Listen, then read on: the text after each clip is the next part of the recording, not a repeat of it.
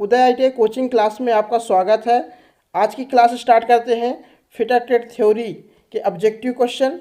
जो student ITI first year में हैं उनके लिए एमसीक्यू क्वेश्चन की एक सीरीज स्टार्ट है, जिसका ये थर्ड क्लास है।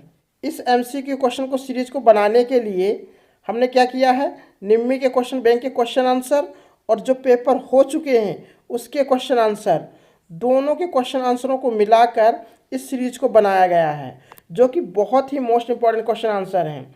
चलिए देखते हैं कि आज के इस वीडियो में फर्स्ट क्वेश्चन कौन सा है। क्वेश्चन नंबर 33, एक ट्राई स्क्वायर का उपयोग क्या है। तो क्वेश्चन क्या पूछ रहा है कि ट्राई स्क्वायर का उपयोग क्या है। ट्राई स्क्वायर की सहायता से किसी भी जॉब को 90 अंश के कोण में चेक करने के लिए किया जाता है।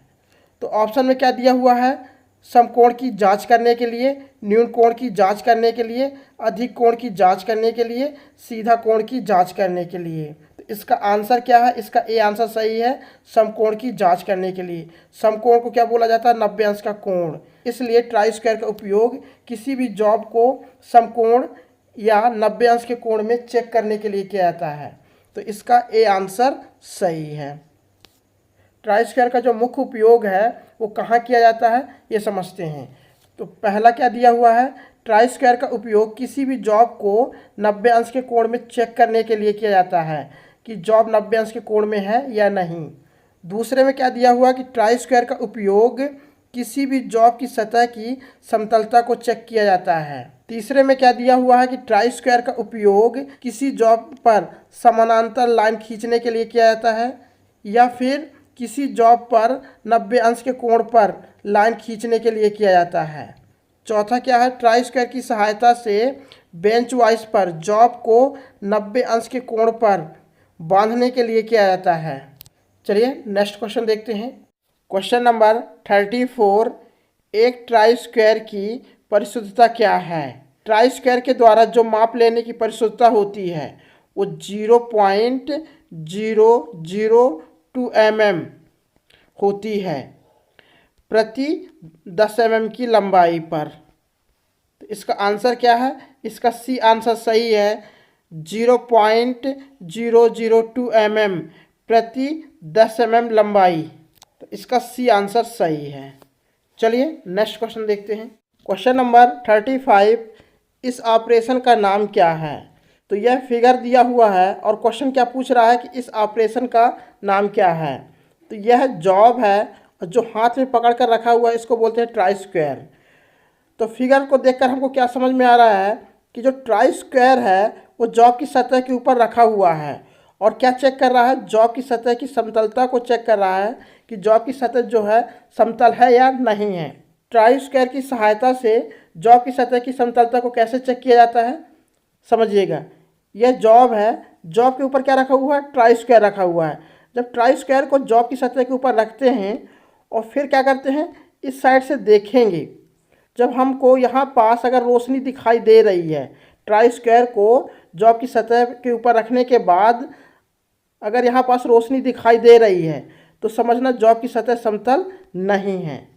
अगर ट्राई स्क्वायर को जॉब की सतह के ऊपर रखने के बाद यहाँ पास रोशनी नहीं दिखाई दे रही है तो समझना जॉब की सतह समतल है। तो इसका आंसर क्या है, इसका बी आंसर सही है, समतलता की जांच करना। इस फिगर से हमको क्या समझ में आ रहा है कि ट्राई स्क्वायर की सहायता से जॉब की समतलता को चेक कर रहा है, जांच कर रहा है, इसलिए इसका बी आंसर सही है। इस क्वेश्चन के चारों ऑप्शनों को फिगर के माध्यम से अच्छे से समझते हैं आगे। ऑप्शन ए में क्या दिया हुआ है, 90 अंश डिग्री पर अंकन रेखा। तो यह फिगर दिया हुआ है और यह क्या है, जॉब है, यह क्या है, ट्राई स्क्वायर है। तो ट्राई स्क्वायर को जॉब की सतह पर चिपका कर रखा हुआ है। तो ये जो ब्लेड है वो ब्लेड क्या है, सीधी है। तो ट्राई स्क्वायर की सहायता से किसी जॉब में 90 अंश के कोण पर लाइन खींचने के लिए किया जाता है और समानांतर लाइन खींचने के लिए इसका उपयोग करते हैं। ऑप्शन बी में समतलता की जांच करना। इस फिगर से हमको क्या समझ में आ रहा है कि जॉब की सतह की समतलता को चेक कर रहा है ट्राई स्क्वायर की सहायता से। सी ऑप्शन में क्या दिया हुआ है, स्क्वायरनेस की जांच करना। तो इस फिगर को देखिए, एक हाथ से क्या पकड़ा हुआ है, जॉब, और दूसरे हाथ से ट्राई स्क्वायर। तो ये कौन सा ऑपरेशन कर रहा है, ये जॉब को 90 अंश के कोण पर चेक कर रहा है ट्राई स्क्वायर की सहायता से। और ट्राई स्क्वायर से क्या चेक करते हैं? किसी भी जॉब के स्क्वायरनेस चेक करने के लिए कि जॉब के चारों जो कोने हैं वो 90 अंश के कोण में है या नहीं, यह चेक करने के लिए हम ट्राई स्क्वायर का उपयोग करते हैं। तो इस फिगर से हमको क्या समझ में आ रहा है कि किसी जॉब को 90 अंश के कोण में चेक करने के लिए या फिर किसी जॉब की स्क्वायरनेस चेक करने के लिए हम ट्राई स्क्वायर का उपयोग करते हैं। ऑप्शन डी में क्या दिया हुआ है?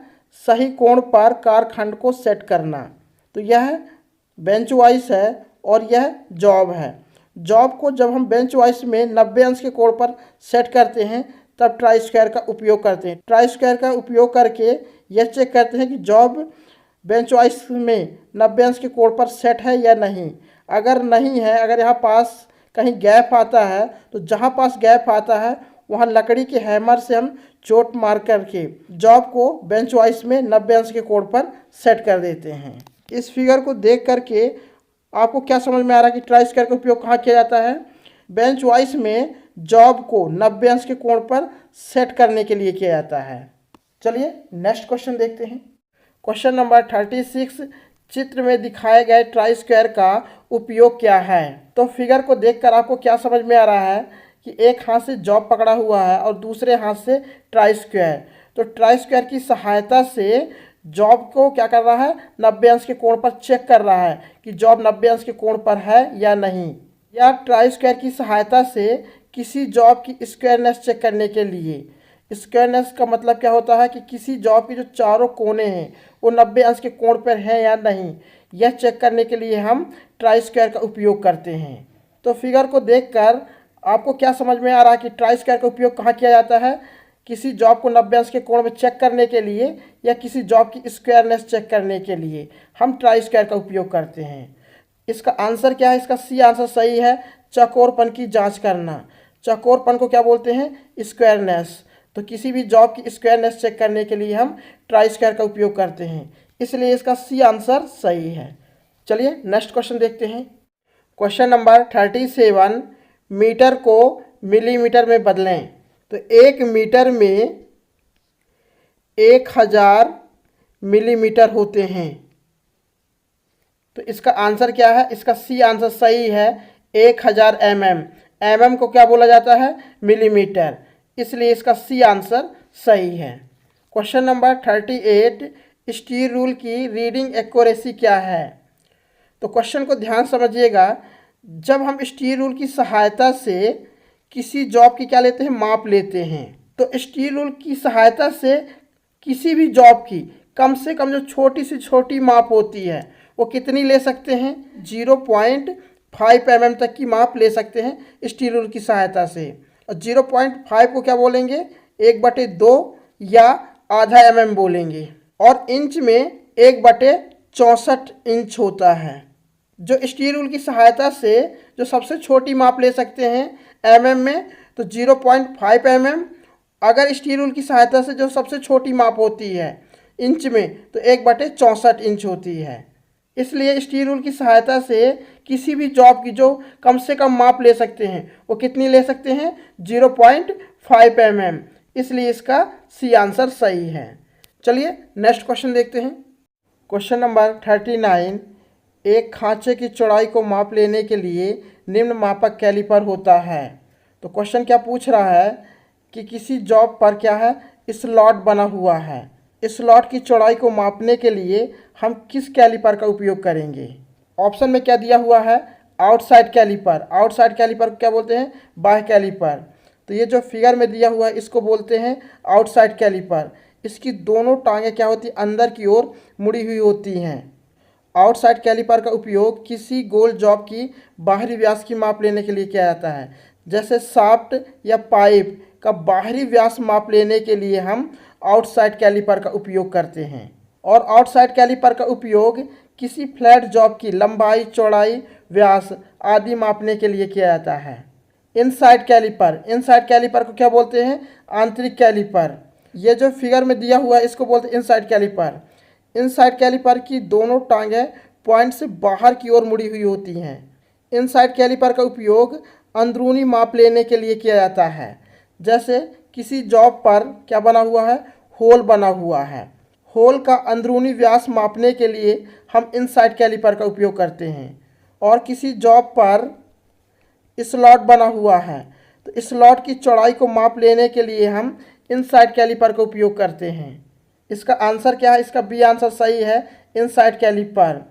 एक खांचे की चौड़ाई को माप लेने के लिए हम इनसाइड कैलिपर का उपयोग करते हैं, जिसको क्या बोलते हैं? आंतरिक कैलिपर। तो इसका बी आंसर सही है। फिर ऑप्शन में क्या दिया हुआ है? Jenny caliper, odd line caliper. Jenny caliper को ही ऑड लाइन कैलिपर कहते हैं। जेनी कैलिपर का उपयोग किसी गोल जॉब पर सेंटर पॉइंट निकालने के लिए किया जाता है। कैलिपर से माप लेने के बाद माप को हम स्टील रूल की सहायता से चेक करते हैं। चलिए नेक्स्ट क्वेश्चन देखते हैं। क्वेश्चन नंबर 40, उस कैलिपर का नाम बताइए जिसकी एक टांग एडजस्टेबल डिवाइड पॉइंट और दूसरी टांग मुड़ी होती है। क्वेश्चन क्या पूछ रहा है कि उस कैलिपर का नाम बताइए जिसकी एक टांग एडजस्टेबल डिवाइड पॉइंट हो। तो इस क्वेश्चन को हम इस फिगर के माध्यम से समझते हैं। तो देखिए, इस कैलिपर में एक जो टांग है वो एडजस्टेबल डिवाइड पॉइंट है। इसमें एक सुई लगी हुई है और एक नट लगा हुआ है। तो इस सुई को एडजस्ट करने के लिए सबसे पहले हम क्या करते हैं? इस नट को खोलते हैं। इस नट को खोलने के बाद ये जो सुई है इसको आवश्यकता अनुसार सेट करने के बाद, मतलब आगे पीछे सेट करने के बाद इस नट को हम क्या कर देते हैं? टाइट कर देते हैं। फिर क्वेश्चन क्या कह रहा है कि दूसरी टांग मुड़ी होती है। तो इस कैलिपर की जो दूसरी टांग है वो पॉइंट से अंदर की ओर मुड़ी हुई है 45 अंश के कोण पर। तो इस कैलिपर का नाम क्या है? तो इस कैलिपर को क्या बोलते हैं? Jenny caliper. तो इसका ए आंसर सही है। जेनी कैलिपर का उपयोग किसी गोल जॉब पर सेंटर पॉइंट निकालने के लिए किया जाता है। चलिए नेक्स्ट क्वेश्चन देखते हैं। दोनों क्वेश्चन सेम है, 40 और 41 दोनों क्वेश्चन सेम है। देखिए 40 में क्या क्वेश्चन पूछा हुआ है कि उस कैलिपर का नाम बताइए जिसकी एक टांग एडजस्टेबल डिवाइड पॉइंट और दूसरी टांग मुड़ी होती है। 41 का क्वेश्चन भी सेम है। किस कैलिपर में एक लेग में एडजस्टेबल डिवाइड पॉइंट होता है और दूसरी लेग मुड़ा हुआ होता है? दोनों क्वेश्चन सेम है। तो इसका आंसर क्या है? Jenny caliper. तो इसका बी आंसर सही है। 41 नंबर का जो क्वेश्चन है वो 2024 के एग्ज़ाम में पूछा हुआ था। इस टाइप से क्वेश्चन थोड़ा सा घुमाकर एग्ज़ाम में पूछ लेता है। चलिए नेक्स्ट क्वेश्चन देखते हैं। क्वेश्चन नंबर 42, राउंड बार के केंद्र को खोज करने के लिए किस कैलिपर का उपयोग किया जाता है? तो क्वेश्चन क्या पूछ रहा है? राउंड बार। राउंड बार को क्या कहेंगे? गोलाकार का जॉब, जैसे शाफ्ट हो गया। तो गोलाकार के जॉब में क्या करना है? केंद्र को खोज करना, मतलब सेंटर निकालना। देखिए क्वेश्चन को समझिए, ये गोलाकार का जॉब है। इस गोलाकार के जॉब की सरफेस पर सेंटर पॉइंट कहाँ पास है, यह खोज करने के लिए हम किस कैलिपर का उपयोग करते हैं? तो ऑप्शन में क्या दिया हुआ है? Inside caliper, jenny caliper, vernier calipers, outside caliper. इसका आंसर क्या है? इसका बी आंसर सही है, जेनी कैलिपर। जेनी कैलिपर से किसी गोल जॉब पर सेंटर पॉइंट कैसे निकालते हैं, इसको समझते हैं। तो ये क्या है? जेनी कैलिपर है। जेनी कैलिपर का जो यह लेग है जो पॉइंट से अंदर की ओर मुड़ा हुआ है 45 अंश के कोण पर, तो इस लेग को हम जॉब की बाहरी सतह पर लगाते हैं। और जेनी कैलिपर का जो दूसरा लेग है जिस पर पिन लगी हुई है, इस पिन की सहायता से हम मार्किंग करते हैं, जैसे फिगर में मार्किंग करके दिखा रहा है, इस टाइप से हम मार्किंग करते हैं। तो इस पॉइंट को हम जॉब की इस सतह पर लगाकर ऐसे मार्किंग करेंगे और इस तरीके से मार्किंग करेंगे। तो ऐसे चारों साइड हम क्या करेंगे? मार्किंग करेंगे। और मार्किंग करने के बाद क्या होता है कि हमको यहाँ पास पॉइंट मिल जाएंगे। तो ये जो पॉइंट मिलेंगे इसको स्टील रूल की सहायता से हमको क्या कर लेना है? लाइन खींच लेना है। तो ऐसे लाइन खींचने के बाद, दोनों लाइनों को खींचने के बाद ये क्रॉस में ये जो हमें पॉइंट मिलता है इसी को बोलते हैं सेंटर पॉइंट। इस प्रकार जेनी कैलिपर से किसी गोल जॉब पर सेंटर पॉइंट निकालते हैं। तो इसका बी आंसर सही है, जेनी कैलिपर। चलिए नेक्स्ट क्वेश्चन देखते हैं।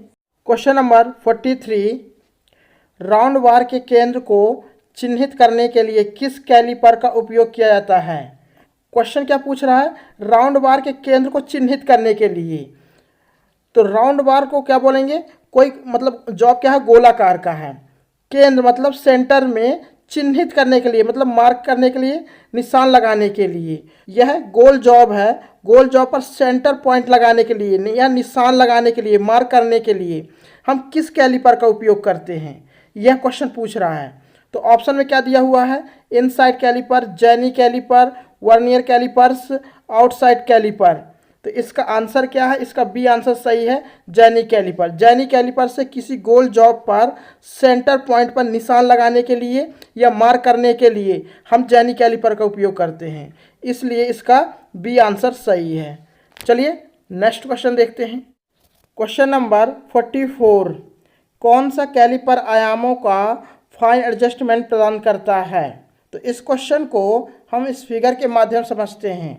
तो यह स्प्रिंग जॉइंट कैलिपर है, जिसकी दोनों टांगों को आपस में जोड़ने के लिए एक चपटे स्प्रिंग और पिविट के द्वारा जोड़ा जाता है।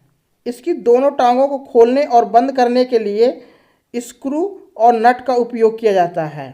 स्प्रिंग जॉइंट कैलिपर को कैसे एडजस्ट किया जाता है, इसके बारे में समझते हैं। स्प्रिंग जॉइंट कैलिपर का एक लेग का जो पॉइंट है वो स्टील रूल के 0 में सेट है। जो दूसरा वाला जो पॉइंट है उसको 30 mm में सेट करना है। कैलिपर के लेग का जो दूसरा पॉइंट है वो 30 mm से ज़्यादा में सेट है। तो इसको 30 mm में लाने के लिए क्या करेंगे, इस नट को धीरे धीरे हम क्या करेंगे, टाइट करेंगे, जब तक ये 30 mm में आकर सेट ना हो जाए। अगर कैलिपर के लेग का जो दूसरा पॉइंट है वो 2 mm में सेट है और उसको किस में सेट करना है, 3 mm में सेट करना है, तो क्या करेंगे, इस नट को धीरे धीरे खोलेंगे। कब तक, जब तक आकर ये 30 mm में सेट ना हो जाए। इस प्रकार से कैलिपर को सही साइज में सेट करने के लिए किया जाता है। यदि किसी कैलिपर का पॉइंट माप के अनुसार कम या ज़्यादा है तो स्क्रू और नट की सहायता से फाइन एडजस्टमेंट प्रदान कर सकते हैं, मतलब स्प्रिंग जॉइंट कैलिपर को सही पोजीशन में सेट कर सकते हैं। इस कैलिपर का नाम क्या है, तो इसको क्या बोलते हैं, स्प्रिंग जॉइंट कैलिपर। तो ऑप्शन में क्या दिया हुआ है, inside caliper, outline caliper, outside caliper, spring joint caliper. तो इसका डी आंसर सही है। इनसाइड कैलिपर में और आउटसाइड कैलिपर में, दोनों कैलिपरों में स्प्रिंग जॉइंट कैलिपर होते हैं और फॉर्म जॉइंट कैलिपर होते हैं, इसलिए आपको डी आंसर में टिक करना है, स्प्रिंग जॉइंट कैलिपर में। चलिए नेक्स्ट क्वेश्चन देखते हैं। आज की इस वीडियो में हमने ट्राई स्क्वायर और कैलिपर के क्वेश्चन कंप्लीट किए हैं, जो कि बहुत ही मोस्ट इंपॉर्टेंट क्वेश्चन आंसर हैं। तो आप लोगों को नेक्स्ट वीडियो में मार्किंग मीडिया के क्वेश्चन आंसर बताऊंगा, जो कि बहुत मोस्ट इंपॉर्टेंट क्वेश्चन आंसर हैं, जो एग्जाम में कई बार आ चुके हैं। तो आज के लिए बस इतना। अगर आप लोगों को मेरी वीडियो पसंद आई है तो लाइक और सब्सक्राइब करना मत भूलिएगा और कमेंट करके ज़रूर बताइएगा कि आप लोगों को वीडियो कैसी लगी। चलिए मिलते हैं अपन नेक्स्ट वीडियो पर, तब तक के लिए जय हिंद।